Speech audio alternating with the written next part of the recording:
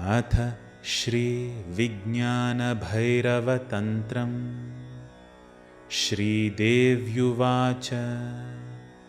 श्रुतं देव मया सर्वं रुद्रयामलसम्भवं त्रिकभेदमशेषेण सारात् सारविभागशः। अद्यापि न निवृत्तो मे संशयः परमेश्वर। किं रूपं तत्त्वतो देव शब्दराशिकलामयम्।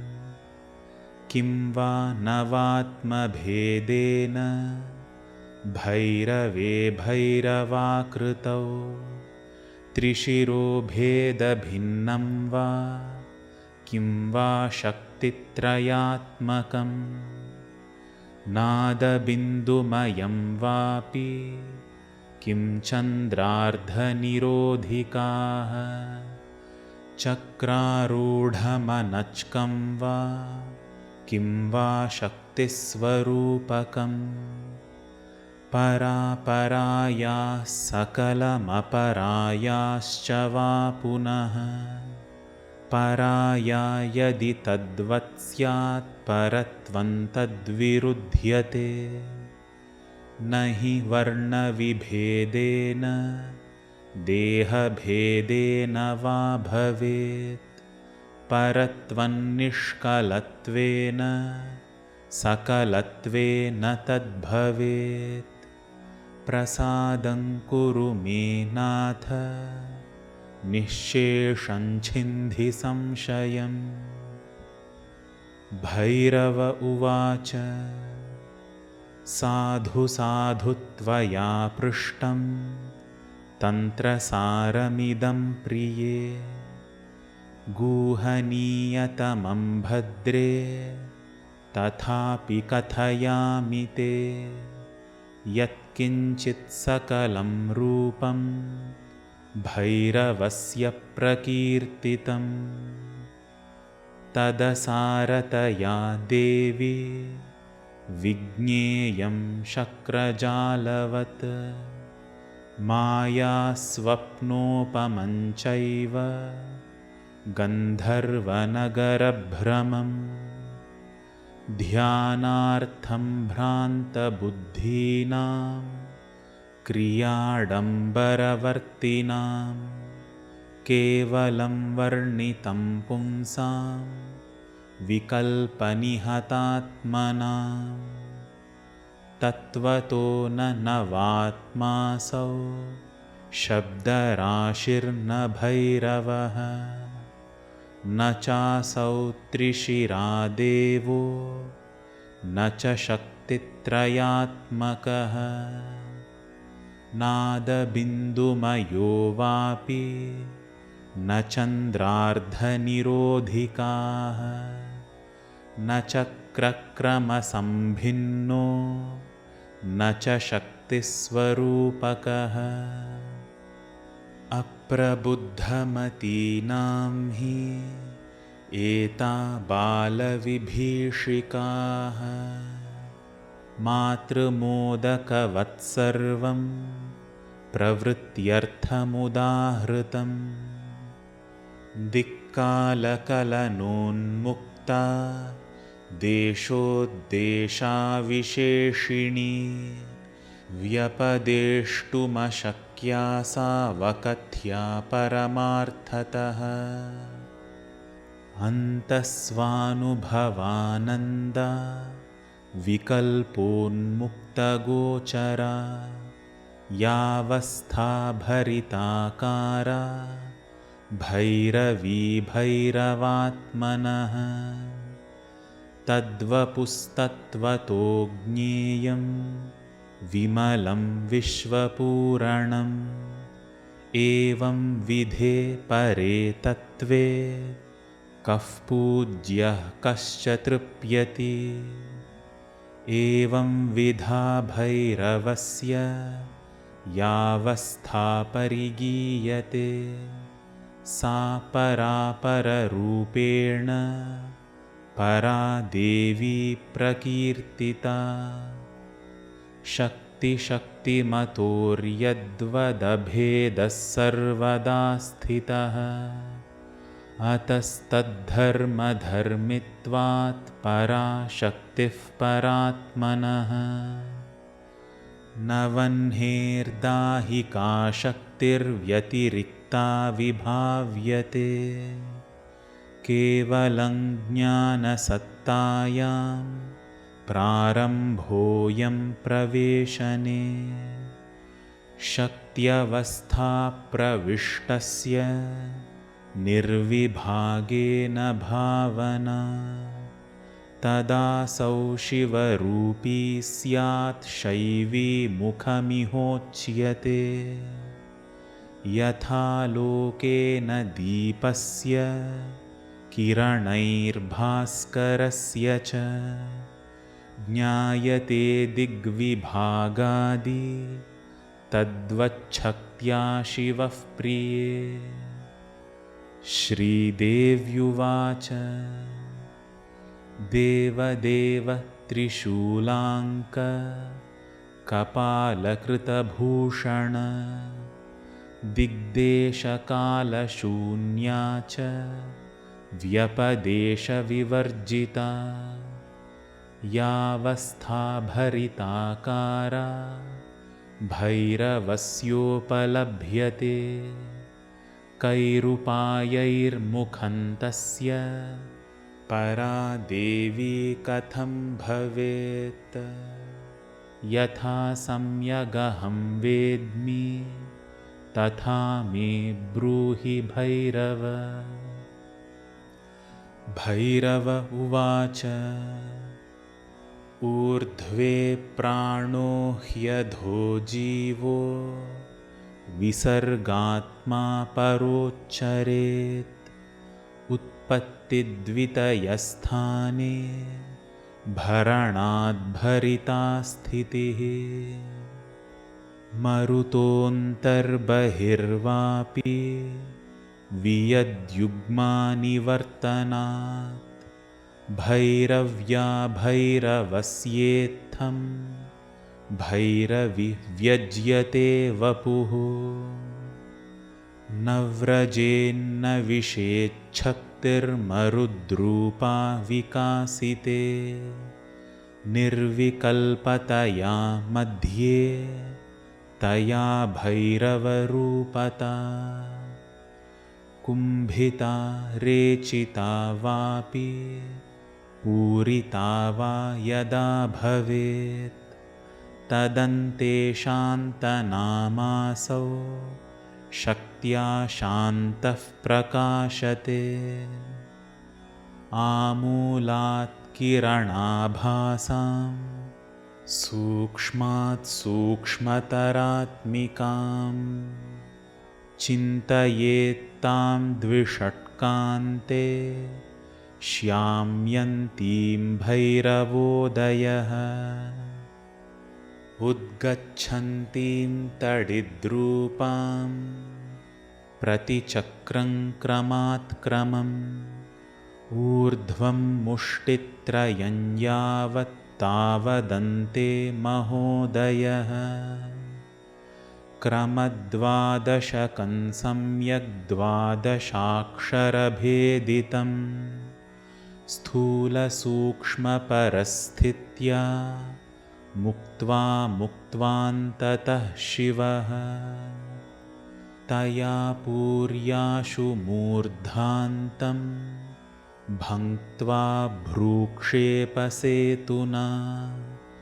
निर्विकल्पं मनः कृत्वा सर्वोर्ध्वे सर्वगोद्गमः शिखिपक्षैश्चित्ररूपैर्मण्डलैः शून्यपञ्चकं ध्यायतोऽनुत्तरे शून्ये प्रवेशो हृदये भवेत् ईदृशेन क्रमेणैव यत्र कुत्रापि चिन्तना शून्ये कुड्ये परे पात्रे स्वयं लीना वरप्रदा कपालान्तर्मनोऽन्यस्य तिष्ठन्मीलितलोचनः क्रमेण मनसोदार्ढ्यात्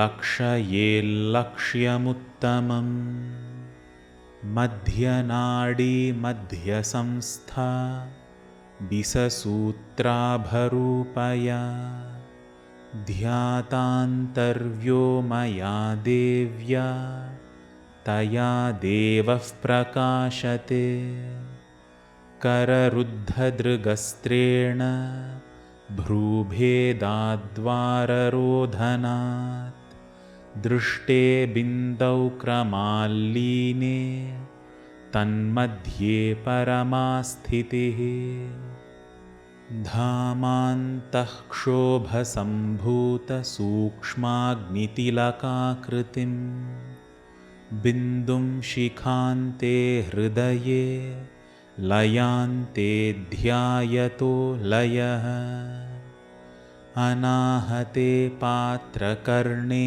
भग्नशब्दे सरिद्रुते शब्दब्रह्मणि निष्णातः परं ब्रह्माधिगच्छति प्रणवादिसमुच्चारात् प्लुतान्ते शून्यभावनात्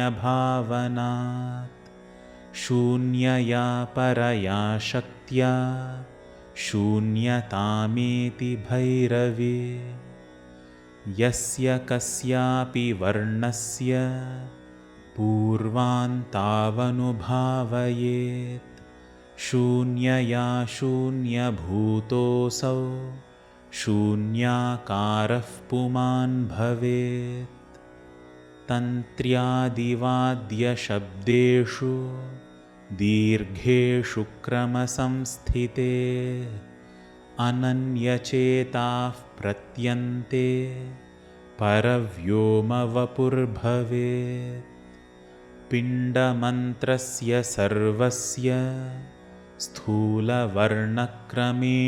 तु अर्धेन्दुबिन्दुनादान्तः शून्योच्चाराद्भवेच्छिवः निजदेहे सर्वदिक्कं युगपद्भावयेद्वियत् निर्विकल्पमनास्तस्य वियत् सर्वं प्रवर्तते पृष्ठशून्यं मूलशून्यं युगपद्भावयेच्चयः शरीरनिरपेक्षिण्या शक्त्या शून्यमना भवेत् पृष्ठशून्यं मूलशून्यं हृच्छून्यं भावयेत् स्थिरम्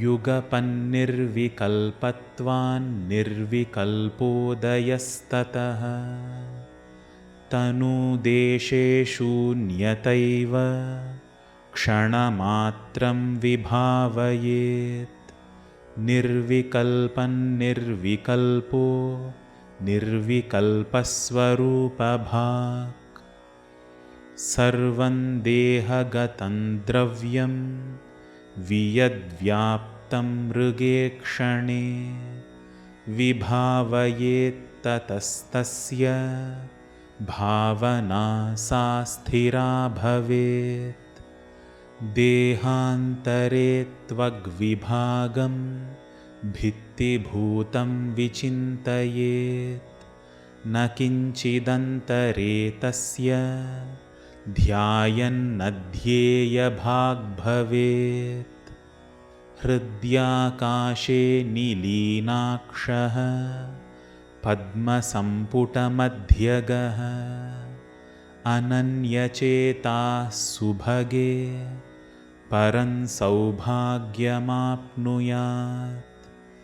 सर्वतः स्वशरीरस्य द्वादशान्ते मनोलयात् दृढबुद्धेर्दृढीभूतं तत्त्वलक्ष्यं प्रवर्तते यथा तथा यत्र तत्र द्वादशान्ते मनः क्षिपेत् प्रतिक्षणं क्षीणवृत्तेर्वैलक्षण्यं दिनैर्भवेत् कालाग्निना कालपदादुत्थितेन स्वकं पुरं प्लुष्टं विचिन्तयेदन्ते शान्ताभासस्तदा भवेत् एवमेव जगत्सर्वं दग्धं ध्यात्वा विकल्पतः अनन्यचेतसः पुंसः पुंभावः परमो भवेत् स्वदेहे जगतो वापि सूक्ष्मसूक्ष्मतराणि च तत्त्वानि यानि निलयं ध्यात्वान्ते व्यज्यते परा पीनाञ्च दुर्बलां शक्तिं ध्यात्वा द्वादशगोचरे प्रविश्य हृदये ध्यायन्मुक्तस्वातन्त्र्यमाप्नुयात् भुवनाध्वादिरूपेण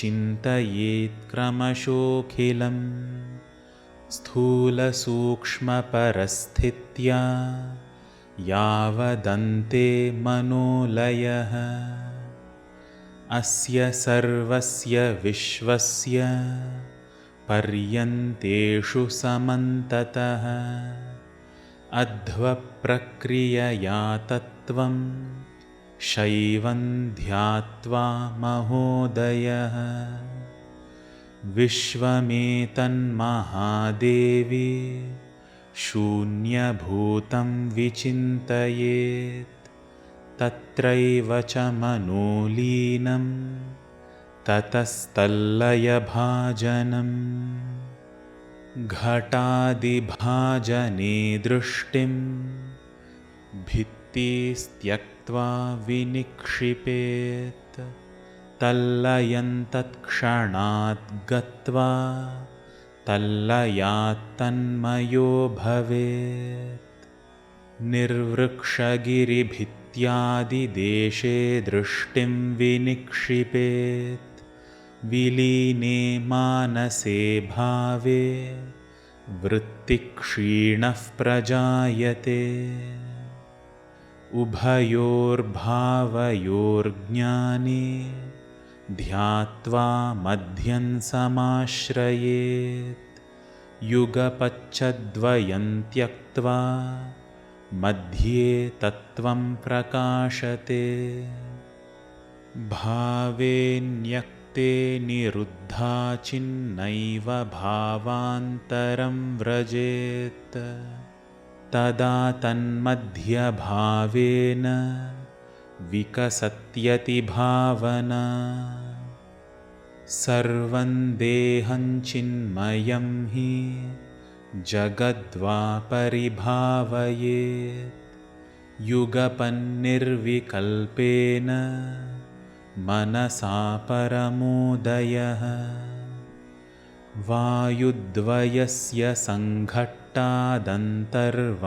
बहिरन्ततः योगी समत्वविज्ञानसमुद्गमनभाजनं सर्वं जगत्स्वदेहं वा स्वानन्दभरितं स्मरेत् युगपत्स्वामृतेनैव परानन्दमयो भवेत् कुहनेन प्रयोगेन सद्य एव मृगे क्षणे समुदेति महानन्दो येन तत्त्वं प्रकाशते सर्वस्रोतो निबन्धेन प्राणशक्त्योर्ध्वया शनैः पिपीलस्पर्शवेलायां प्रथते परमं सुखम् वह्नेर्विषस्य मध्ये तु चित्तं सुखमयं क्षिपेत् केवलं वायुपूर्णं वा स्मरानन्देन युज्यते शक्तिसङ्गमसंक्षुब्धशक्त्या वेशावसानिकं यत्सुखं ब्रह्म तत्त्वस्य तत्सुखं स्वाक्यमुच्यते लेहनामन्थनाकोटैः स्त्रीसुखस्य भरात् स्मृतेः शक्त्यभावेऽपि देवेशि भवेदानन्दसंप्लवः आनन्दे महति प्राप्ते दृष्टे वा बान्धवे चिरात् आनन्दमुद्गतं ध्यात्वा तल्लयस्तन्मना भवेत् जग्धिपानकृतोल्लासरसानन्दविजृम्भणात् भावयेद्भरितावस्थां महानन्दस्ततो भवेत्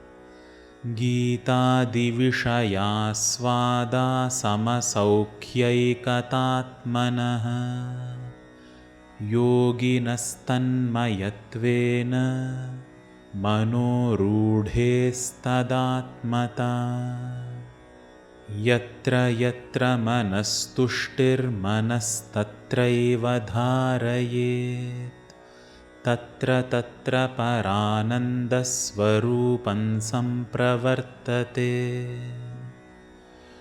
अनागतायां निद्रायां प्रणष्टे बाह्यगोचरे सावस्था मनसा गम्या परा देवी प्रकाशते तेजसा सूर्यदीपादेराकाशे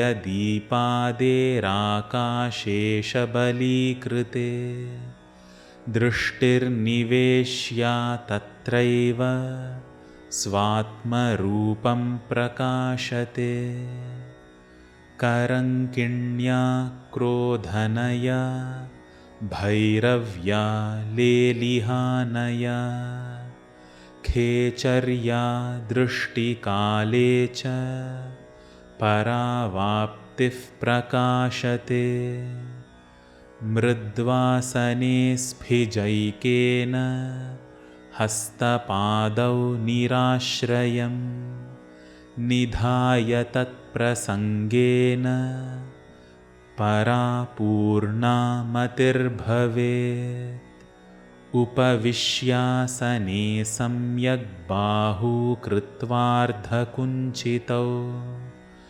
कक्षव्योम्नि मनः कुर्वन् शममायाति तल्लयात् स्थूलरूपस्य भावस्य स्तब्धान् दृष्टिं निपात्य च अचिरेण निराधारं मनः कृत्वा शिवं व्रजेत् मध्यजिह्वे स्फारितास्ये मध्ये निक्षिप्य चेतनां होच्चारं मनसा कुर्वंस्ततः शान्ते प्रलीयते आसने शयने स्थित्वा निराधारं विभावयन् स्वदेहं मनसि क्षीणे क्षणात् क्षीणाशयो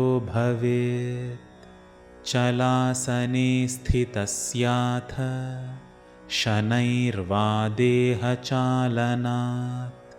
प्रशान्ते मानसे भावे देवि दिव्यौघमाप्नुयात्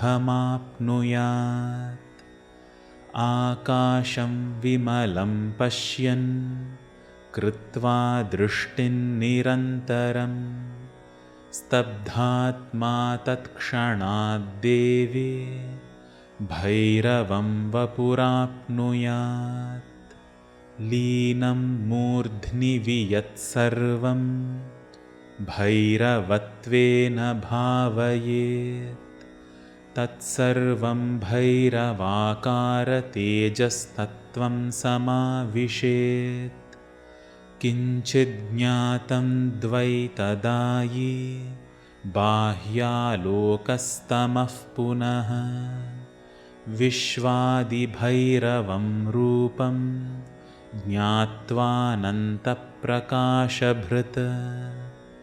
एवमेव दुर्निशायां कृष्णपक्षागमे चिरं तैमिरं भावयन् रूपं भैरवं रूपमेष्यति। एवमेव निमील्यादौ नेत्रे कृष्णाभमग्रतः प्रसार्य भैरवं रूपं भावयन्स्तन्मयो भवेत्। यस्य कस्येन्द्रियस्यापि व्याघाताच्च निरोधतः प्रविष्टस्याद्वये शून्ये तत्रैवात्मा प्रकाशते। अबिन्दुमविसर्गञ्च अकारञ्जपतो महान् उदेति देवि सहसा ज्ञानौघः परमेश्वरः। वर्णस्य सविसर्गस्य विसर्गान्तञ्चितिं कुरु निराधारेण चित्तेन स्पृशेद्ब्रह्म सनातनम्। व्योमाकारं स्वमात्मानं ध्यायेद्दिग्भिरनावृतं निराश्रया चितिः शक्तिः स्वरूपं दर्शयेत्तदा। किञ्चिदङ्गं विभिद्यादौ तीक्ष्णसूच्यादिना ततः तत्रैव चेतनां युक्त्वा भैरवे निर्मला गतिः। चित्ताद्यन्तःकृतिर्नास्ति ममान्तर्भावयेदिति विकल्पानामभावेन विकल्पैरुज्झितो भवेत्। माया विमोहिनी नाम कलायाः कलनं स्थितम् इत्यादिधर्मं तत्त्वानां कलयन्न पृथग् भवेत्। झगितीच्छान् समुत्पन्नामवलोक्य शमन्नयेत्। यत एव समुद्भूता ततस्तत्रैव लीयते। यदा ममेच्छानोत्पन्ना ज्ञानं वाकस्तदास्मि वै। तत्त्वतोऽहं तथा भूतस्तल्लीनस्तन्मना भवेत्। इच्छायामथवा ज्ञाने जाते चित्तन्निवेशयेत्। आत्मबुद्ध्यानन्यचेतास्ततस्तत्त्वार्थदर्शनम्। निर्निमित्तं भवेज्ज्ञानं निराधारं भ्रमात्मकं। तत्त्वतः कस्यचिन्नैतदेवं भावी शिवः प्रिये। चिद्धर्मा सर्वदेहेषु विशेषो नास्ति कुत्रचित्। अतश्च तन्मयं सर्वं भावयन् भवजिज्जनः। कामक्रोधलोभमोहमदमात्सर्यगोचरे बुद्धिन्निस्तिमितां कृत्वा तत्तत्त्वमवशिष्यते। इन्द्रजालमयं विश्वं व्यस्तं वाचित्रकर्मवत् भ्रमद्वाध्यायतः सर्वं पश्यतश्च सुखोद्गमः। न चित्तं निक्षिपेद्दुःखे न सुखे वा परिक्षिपेत् भैरविज्ञायतां मध्ये किं तत्त्वमवशिष्यते विहाय निजदेहस्थं सर्वत्रास्मीति भावयन् दृढेन मनसा दृष्ट्या नान्येक्षिण्या सुखी भवेत् घटादौ यच्च विज्ञानमिच्छाद्यं वा ममान्तरे नैव सर्वगतं जातं भावयन्निति सर्वगः ग्राह्यग्राहकसंवित्तिः सामान्या सर्वदेहिनां योगिनां तु विशेषोऽस्ति सम्बन्धे सावधानता स्ववदन्यशरीरेऽपि संवित्तिमनुभावयेत् अपेक्षां स्वशरीरस्य त्यक्त्वा व्यापी दिनैर्भवेत् निराधारं मनः कृत्वा विकल्पान्न विकल्पयेत् तदात्मपरमात्मत्वे भैरवो मृगलोचने सर्वज्ञः सर्वकर्ता च व्यापकः परमेश्वरः स एवाहं शैवधर्म इति दार्ढ्याच्छिवो भवेत् जलस्येवोर्मयो वह्नेर्ज्वालाभङ्ग्यः प्रभारवेः ममैव भैरवस्यैता विश्वभङ्ग्यो विभेदिताः भ्रान्त्वा भ्रान्त्वा शरीरेण त्वरितं भुवि पातनात् क्षोभशक्तिविरामेण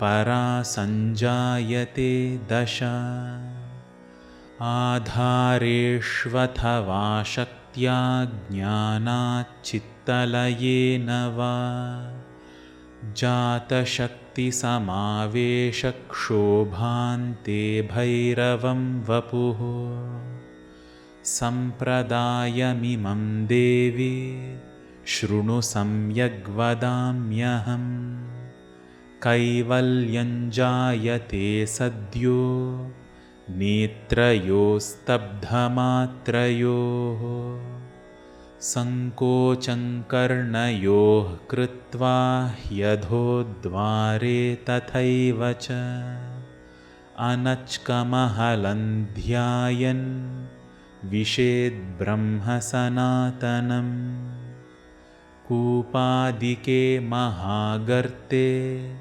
स्थित्वोपरि निरीक्षणात् अविकल्पमतेः सम्यग् सद्यश्चित्तलयस्फुटं यत्र यत्र मनो याति बाह्ये वाभ्यन्तरेऽपि वा तत्र तत्र शिवावस्था व्यापकत्वात् क्व यास्यति यत्र यत्राक्षमार्गेण चैतन्यं व्यज्यते विभोः तस्य तन्मात्रधर्मित्वाच्चिल्लयाद्भरितात्मता क्षुताद्यन्ते भये शोके गह्वरे वा रणाद्रुते कुतूहले क्षुधाद्यन्ते ब्रह्मसत्तामयी दशा वस्तुषु स्मर्यमाणेषु दृष्टे देशे मनस्त्यजेत् स्वशरीरं निराधारं कृत्वा प्रसरति प्रभुः क्वचिद्वस्तुनि विन्यस्य शनैर्दृष्टिन्निवर्तयेत् तज्ज्ञानं चित्तसहितं देवि शून्यालयो भवेत्। भक्त्युद्रेकाद्विरक्तस्य यादृशी जायते मतिः सा शक्तिः शाङ्करी नित्यं भावयेत्तां ततः शिवः। वस्त्वन्तरे वेद्यमाने सर्ववस्तुषु शून्यता तामेव मनसा ध्यात्वा विदितोऽपि प्रशाम्यते। किञ्चिज्ञैर्या स्मृता शुद्धिः सा शुद्धिः शम्भुदर्शने न शुचिर्ह्यशुचिस्तस्मान्निर्विकल्पः सुखी भवेत्। सर्वत्र भैरवो भावः सामान्येष्वपि गोचरः न च तद्व्यतिरेकेण परोऽस्तीत्यद्वया गतिः। समः शत्रौ च मित्रे च समो मानावमानयोः ब्रह्मणः परिपूर्णत्वादिति ज्ञात्वा सुखी भवेत्। न द्वेषं भावयेत् क्वापि न रागं भावयेत् क्वचित् रागद्वेषविनिर्मुक्तौ मध्ये ब्रह्म प्रसर्पति। यदवेद्यं यदग्राह्यं यच्छून्यं यदभावगं तत्सर्वं भैरवं भाव्यं तदन्ते बोधसम्भवः। नित्ये निराश्रये शून्ये व्यापके कलनोज्झिते बाह्याकाशे मनः कृत्वा निराकाशं समाविशेत्।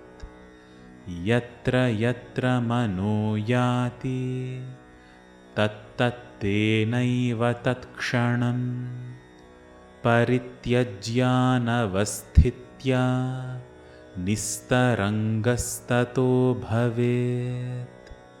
भया सर्वं रवयति सर्वदो व्यापकोऽखिले इति भैरवशब्दस्य सन्ततोच्चारणाच्छिवः।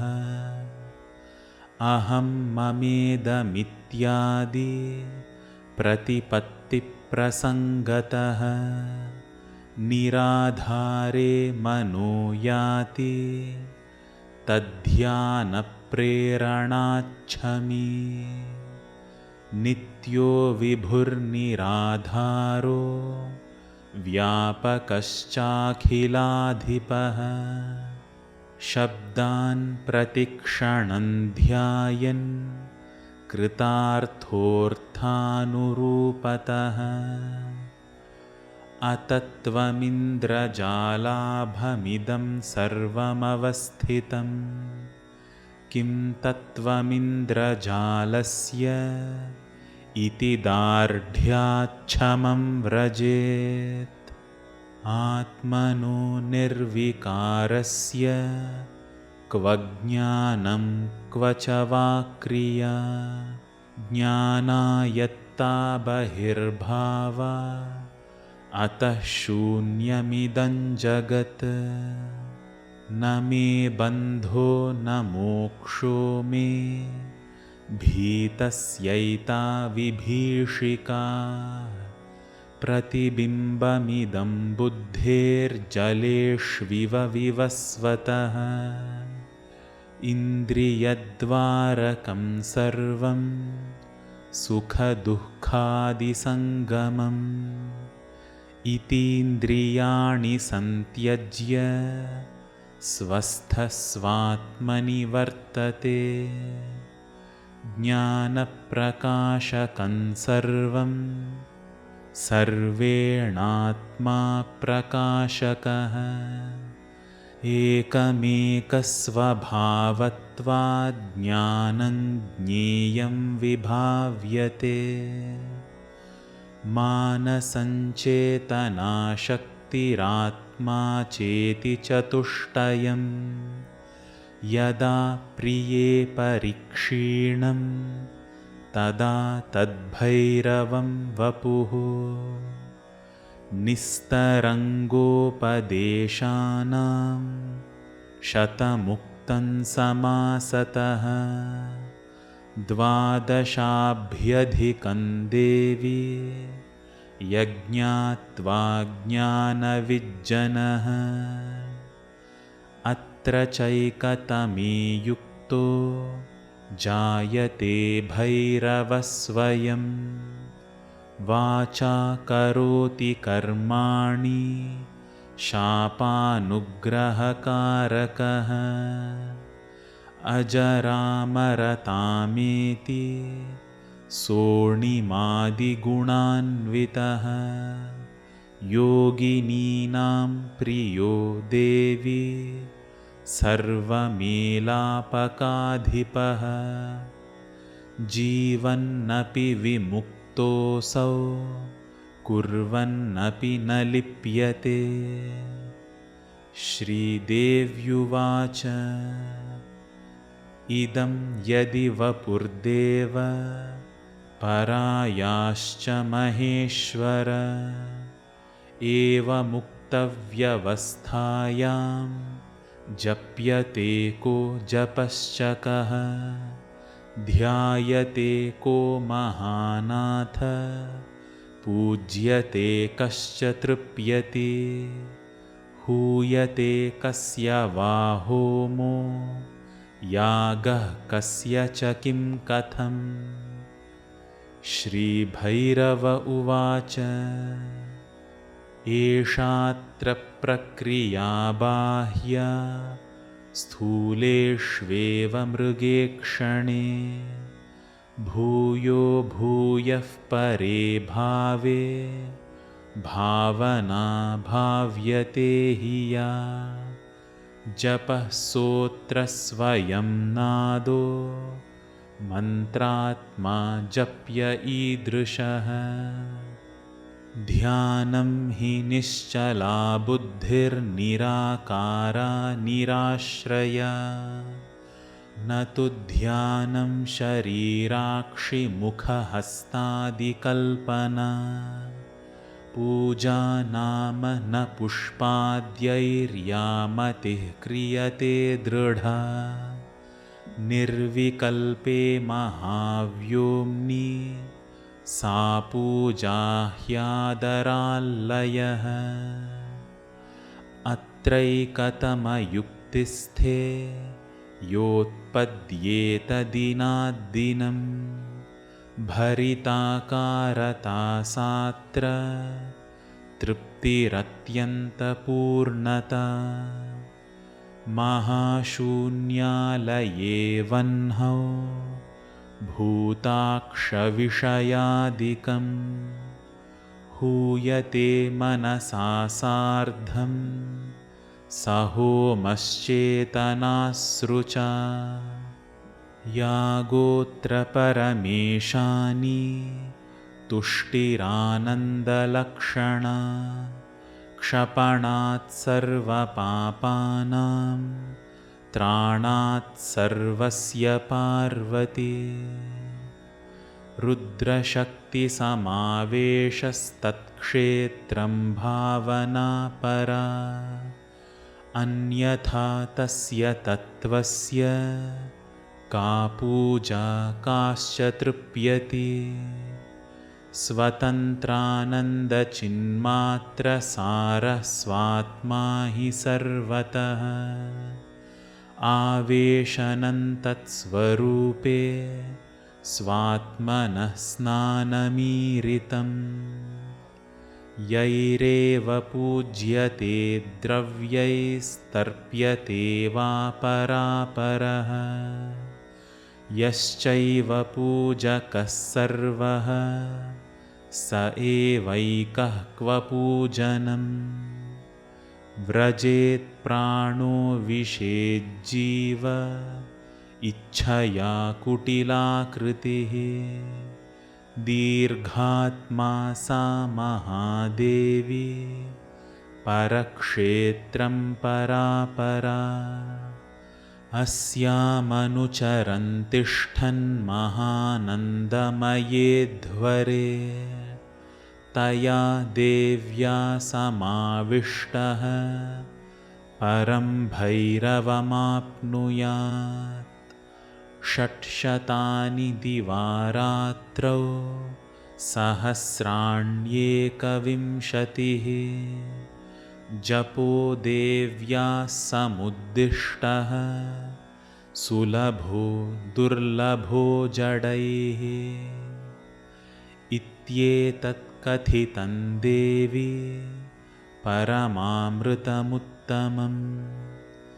एतच्च नैव कस्यापि प्रकाश्यन्तु कदाचन परशिष्ये खले क्रूरे अभक्ते गुरुपादयोः निर्विकल्पमतीनां तु वीराणामुन्नतात्मनां भक्तानां गुरुवर्गस्य दातव्यं निर्विशङ्कया ग्रामो राज्यं पुरं देशः पुत्रदारकुटुम्बकम् सर्वमेतत् परित्यज्य ग्राह्यमेतन्मृगेक्षणे किमेभिरस्थिरैर्देवी स्थिरं परमिदं धनं प्राणा अपि प्रदातव्या न देयं परमामृतम् श्रीदेव्युवाच देवदेव महादेव परितृप्तास्मि शङ्कर रुद्रयामलतन्त्रस्य सारमद्यावधारितम् सर्वशक्तिप्रभेदानां हृदयं ज्ञातमद्य च इत्युक्त्वानन्दिता देवी कण्ठे लग्ना शिवस्य तु इति श्रीविज्ञानभैरवतन्त्रं सम्पूर्णम् करचरणकृतं वा कायजं कर्मजं वा श्रवणनयनजं वा मानसं वापराधं